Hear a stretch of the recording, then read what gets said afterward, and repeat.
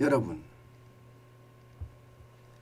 대우조선의 알박기 인사 또 난리죠. 청와대는 청와대대로, 인수위는 인수위대로. 정권 말에 그것도 이사회를 일찍 개최해서 알박기 인사를 한다는 건 참 욕심이 과하다, 과해. 그죠? 어떻게 저렇게 욕심이 많을까요?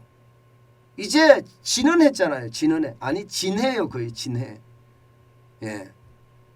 이제 진해면 좀 질 줄 알고, 그래 이제 대통령 당선인도 뽑아져 있으니까 이거 굳이 우리가 티격태격하면서 싸울 필요가 있느냐, 국민 보기에 꼴사납지 않겠느냐, 이렇게 생각하고 그냥 들어주면 될 일을 끝까지 5월 9일까지는 문재인 대통령의 인사권이 있다면서 계속 인사를 지금 하고 있습니다. 참 이런 걸 보면서 말입니다. 국민은 안중에도 없구나. 저는 그 생각밖에 안 해요. 국민은 안중에도 없구나. 오롯이 말입니다. 그들의 세력들이 좋은 자리 차지하고 알박기를 하고 있으면서 또 한 번의 어떤 정보를 주기를 바라는 것, 이런 것 아닌가 싶어요. 저는 참 나쁘다고 생각합니다.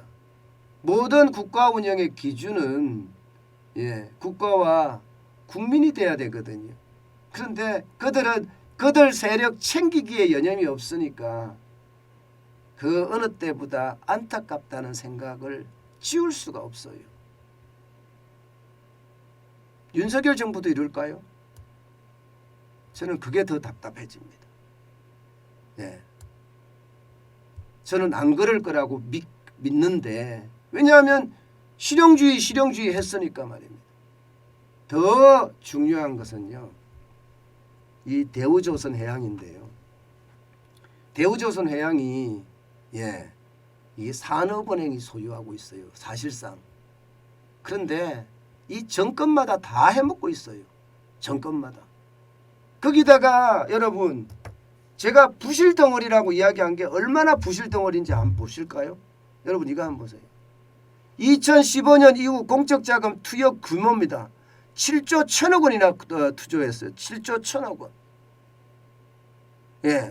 어마어마한 돈을 기업에 투자했다니까. 기업에 투여했다니까요.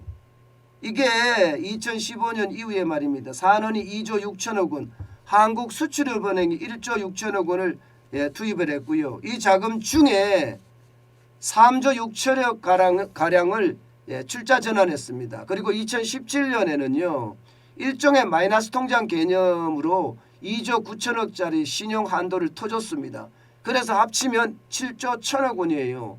7조 1천억 원이나 투입된 이 대우조선 해양, 도대체 어떻게 하자는 거예요? 저는 권력자들이 여기 가서 말입니다. 돈 빼먹기만 한다는 걸 보면 도대체 뭐 하수분 같은 거 하나 만들어 놓고요. 나라에서 거기다 돈 집어넣어주고, 그리고 남들이 그 권력에 있는 기생하는 사람들이 돈 계속 빼먹고 있고, 이게 여러분 말이 되는 구조예요? 솔직히 말이 안 되는 구조잖아요. 이거 말입니다. 제대로 개선해야 됩니다. 제대로. 7조 1천억 원이라는 어마어마한 돈을 집어넣었는데 계속 낙하산, 정치권, 뭐 이게 어제 오늘이 아니에요.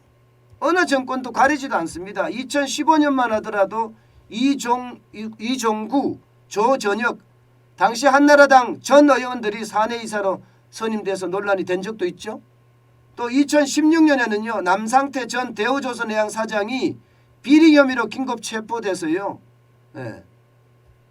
지난해 59억 8천만 원을 배상하라는 판결을 내기도 했습니다. 문재인 정부 들어서도 난리죠. 문재인 정부 들어서도. 그러면 그동안 좋아졌느냐? 안 좋아졌어요. 보세요. 좋아진 게 없어요. 좋아진 게 하나도 없습니다. 공적 자금만 지금 점점 자칫 잘못하면 더덕하게 생겼습니다. 더덕하게. 예. 심각하다고 이야기할 정도잖아요. 앞서 제가 말씀드린 것처럼 2015년에 4조 2천억 자금 지원했잖아요. 그중에 3조 6천억은 3조 6천억을 출자 전환했고요.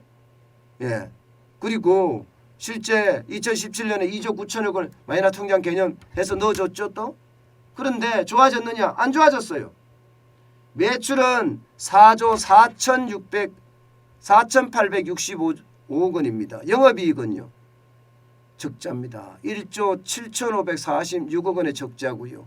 부채 비율은 379%예요. 아니 공적 자금을 저렇게 넣고 했는데도 부채 비율이 엄청나죠. 예. 아니 그런데도 여러분 도대체 뭘 한 거죠 지금까지? 2015년이면 지금 얼마나 오랫동안 지금 뭐 대우조선해양을 구조조정하겠다고 했는데 아직까지도 못하고 정부 산하에 놔두면서 말입니다. 정부에서 파견된 사장이 되고 뭐 다 짬짬이 하는 건가요? 다 짬짬이 해서 그냥 대우조선 계속 빼먹고 또 정부인 산업은행을 통해서 또 집어넣고 이렇게 되는 건가요? 이번에도 저는 그런 생각을 지울 수가 없어요. 보세요. 우리 박두선 대우조선 사장님, 어마어마합니다. 2018년 1월에 문재인 대통령이 거제 조선소 방문했을 때 브리핑을 했습니다. 2018년이 상무예요. 상무. 그리고 딱 2달 만에 전무로 승진하더니요. 다시 1년이 조금 더 걸리니까 부사장 승진을 했고요. 2020년 3월에는 사내이사 선임이 되더니 2022년 3월에는요. 사장 선임까지 올라갔습니다. 이게 자꾸 말을 하는 게 그런 거예요. 말을 하는 게. 이게 여러분 상무로서 사실 대통령이 방문했을 때 브리핑하는 거 이거 쉽지 않거든요. 뭐 하여튼 여기에는 뭐 많아요. 이야기가 문재인 대통령 뭐 지인이다 뭐 여기서부터 시작해서 하여튼 이야기들이 굉장히 많은데 저는 이런 일들이 여기에서 이렇게 계속 불거지면서 국민들 앞에서 볼썽사납게 이야기하는 것 그리고 그들끼리 다 이 정권에서 하든 저 정권에서 하든 사장으로 선임을 해놓고 돈 빼먹기를 한다는 것 이거 윤석열 대통령 당선인이 저는 철퇴를 내리고 아주 강력한 구조조정을 했으면 좋겠어요. 산업은행에 놔두는 자체도 웃겨요. 산업은행 이동걸 산업은행 회장도 그랬잖아요. 이게 뭐 유명하잖아요. 민주당 20년 하면서 건배사했던 산업은행의 회장이라는 최고 수장이라는 사람이 완전히 정치적으로 이게 민주당 편을 공개적으로 들면서 말입니다. 이게 말도 안 되는 그런 일을 하시는 분이 하는데 이거 뭔가 혈세를 줄이기 위해서라도 저는 당연히 해야 된다고 봅니다. 여러분 보세요. 이 지금 산업은행이 55.7% 지분 가지고 있잖아요. 이거 구조조정하면 돼요. 구조조정. 산업은행이 이렇게 계속 가지고 있을 이유가 뭐가 있죠? 저는 그 자체가 잘 이해가 안 돼요. 그 자체가. 계속해서 이렇게 놔두면 지금 도대체 앞으로 어떻게 가겠다는 건가요? 정권마다 한탕씩 해먹는 그런 대우조선해양이 아니라 조선산업이라는 게 대한민국의 가장 큰 경쟁력이에요. 그런데 그 경쟁력이 지금 서서히 무너지는 것 아닌가 저는 그런 두려움에 쌓입니다. 여러분 우리가 한번 잘 생각해 보자고요. 지금 대한민국의 경쟁력들이 어떤 식으로 지금 점점 줄어드는지 조선만 하더라도 한때는요 뭐 지금도 뭐 전 세계 1등이라고 이야기하지만 지금 수익률이 안 좋거든요. 원자재 가격은 올라갔죠. 인건비는 장난 아니죠. 예, 거기에 주 52시간제나 이런 제도적인 허점까지 하면 제가 봐서는 조선 산업이 앞으로 성장 산업으로 쭉 뻗어가기는 굉장히 어렵습니다. 굉장히 어렵습니다. 저는 쭉 뻗어갈 수 있는 그런 구조를 가져가야 되는데 진짜 어렵다고 보고요. 예, 앞으로라도 저는 이게 모든 것을 실용주의 원칙에 의해서 말입니다. 재발이지 국가와 국민을 먼저 생각하는 그런 정책들이 나왔으면 좋겠습니다.